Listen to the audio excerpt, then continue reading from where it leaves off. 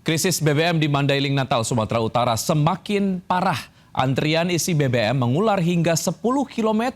Warga bahkan tidak tidur dan terpaksa menginap di SPBU semalam suntuk karena agar antrian tidak diserobot.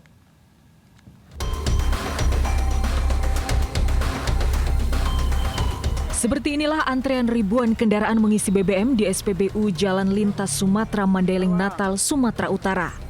Antrean mengular hingga 10 km. Warga tidak tidur semalam suntuk dan terpaksa menginap di SPBU karena takut antrean mereka diserobot. Dari jam 12, Bang. 12 apa malam? Semalam. Sampai pagi ini belum dapat? Pagi ini, Bang. Kalau nggak antri? Pagi ini ke sini. Kalau nggak antri? Nggak mungkin dapat. Nggak mungkin dapat lagi ya? Nggak ada SPBU lain jual? Hah? SPBU lain jual nggak ada? Nggak ada, Bang. Cuman di sini? Iya. Lelah antre belasan jam juga kerap membuat warga gampang tersulut emosi. Keributan sempat terjadi ketika ada warga diduga menyerobot antrean saat terjadi pemadaman listrik. Warga berharap pemerintah segera membuka akses jalan yang terputus agar penyaluran BBM kembali normal. Sepekan pasca banjir bandang, krisis BBM solar dan Pertalite terjadi di seluruh SPBU di Mandailing Natal. Akibat akses jalan dari depo Pertamina Sibolga terputus total. Pasokan BBM kini didatangkan dari depo Pertamina Dumai, itu pun jumlahnya dikurangi. Satu SPBU hanya kebagian kuota 2 hari sekali. Untuk mengantisipasi kericuhan, Polres Mandailing Natal menerjunkan 20 personil di setiap SPBU. Dari Mandailing Natal, Sumatera Utara, Ahmad Hussein Lubis, iNews melaporkan. Ribuan warga terisolir akibat akses jalan terputus pasca banjir bandang di Sumatera. Pengiriman bantuan melalui udara menjadi satu-satunya cara tercepat mengirim bantuan sampai ke para korban. Berikut laporan Indra Setia dari Lanut Sultan Syahrir, Padang, Sumatera Barat. Saat ini saya sedang berada di wilayah Lanut Sultan Syahrir, Padang, Sumatera Barat, yang mana pada hari ini proses pendistribusian kembali dilakukan oleh petugas, yang mana ini pengiriman melalui helikopter akan mengerahkan sebanyak 3 helikopter yang nantinya akan berangkat menuju ke wilayah-wilayah yang terisolir. Adapun juga 5 wilayah yang nantinya akan dijangkau oleh para helikopter ini. Ini ada Kabupaten Padang Pariaman, Maligi di Kabupaten Pasaman Barat, Talamau di Kabupaten Pasaman Barat, Kabupaten Pesisir Selatan, dan juga Kecamatan Palembayan di Kabupaten Agam, Sumatera Barat.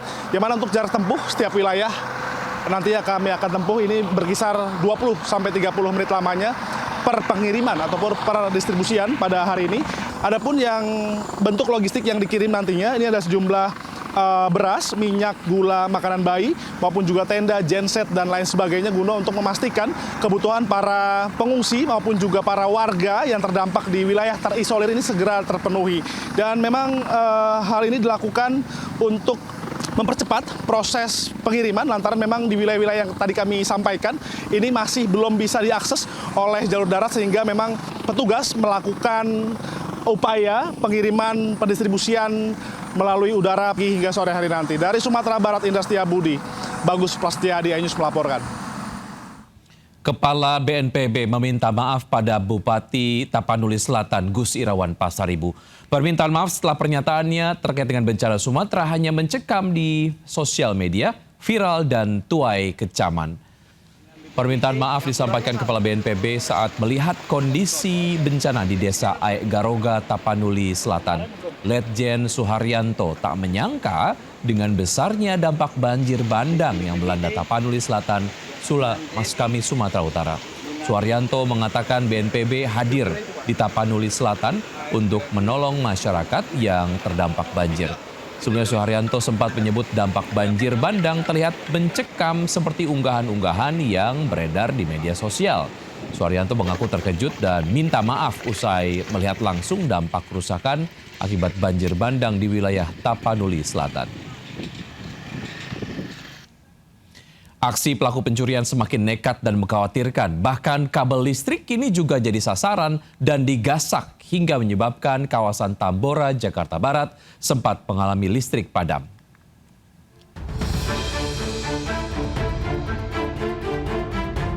Dua sepeda motor yang digunakan oleh 3 orang ini merupakan kawanan pelaku pencurian kabel listrik yang berada di dalam gardu PLN. Dengan santainya, ketiga orang ini mendatangi sebuah gardu listrik PLN yang berada di pemukiman warga di kawasan Pekojan, Tambora, Jakarta Barat. Ketiga pelaku langsung beraksi berbagi peran. Dua orang pelaku masuk ke dalam gardu listrik PLN, sementara satu pelaku lainnya mengamati situasi di sekitar lokasi. Aksi para pelaku ini terbilang nekat. Selain beraksi di siang hari, para pelaku juga nampak tetap melakukan aksinya saat warga berlalu lalang. Usai melakukan aksinya, para pelaku membawa kabur 1 karung kabel listrik dari dalam gardu PLN. Usai terjadi aksi pencurian kabel listrik, pemukiman warga sempat mengalami pemadaman. Warga berharap polisi bertindak cepat menangkap para pelaku yang aksi pencuriannya telah meresahkan. Sesosok jasad pria menggegerkan warga usai ditemukan di bawah jembatan Cimake dengan kondisi tangan terikat dan bekas jeratan di leher di Serang, Banten. Jasad korban pertama kali ditemukan oleh 3 bocah yang sedang berolahraga.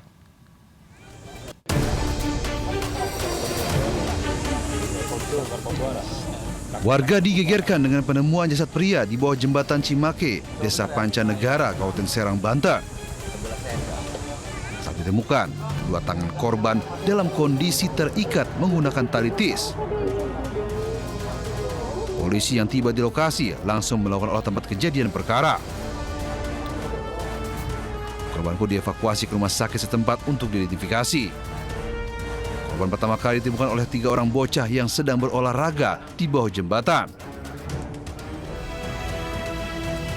Penemuan jasad yang diduga korban pembunuhan tersebut masih dalam penyelidikan polisi. Dari Serang, Banten, Maesa Priyandi melaporkan. Sakit hati serta dendam aspara membuat seorang pria gelap mata dan membunuh teman sendiri di Lampung Selatan. Berikut informasinya. Warga digegerkan dengan penemuan 3 jasad satu keluarga yang terdiri dari ayah, ibu, dan anak di sebuah rumah di kawasan Pasar 4 Barat, Kecamatan Medan Marelan, Kota Medan. Kerabat korban tak kuasa menahan tangis melihat keluarga pengusaha depot air tersebut sudah tidak bernyawa. Saat ditemukan, pemilik rumah Sugandi bersama istrinya Juliana dan anak laki-lakinya Zaki 8 tahun meninggal dunia di dalam rumah dengan kondisi tubuh mulai mengeluarkan aroma tidak sedap. Sang istri ditemukan tergeletak di tangga menuju lantai 2, sementara Sugandi dan anaknya berada di dalam kamar.